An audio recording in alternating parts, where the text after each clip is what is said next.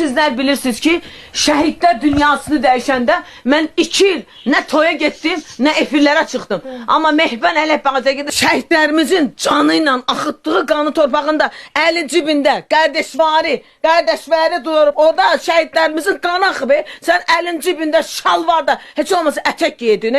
Şəhidlərin ruhuna orada axılan qana hörmət eləyib əynə və bir dənə ətək giydin. Mənim heç prezidentim orada pişiyə əlini belə başına çəkirdi. Başına çəkir, gör pişik bizim şəhidlərin axıtdığı qan torpaqda pişiklərimiz gəzir. Başa düşdünüz məni? Hegemon. Bu insan hegemondur. Hegemonluğun arxasında da Fərəh Əliyeva rəfiqəsi olduğuna görədir. Bunu bilin. Mən sizdən xahiş edirəm. Mənim səsimi çatdırın prezidentimizə. Vitse-prezidentimiz Mehriban xanıma çatdırın. Xahiş edirəm. Budur mənim dərdim. Dedim.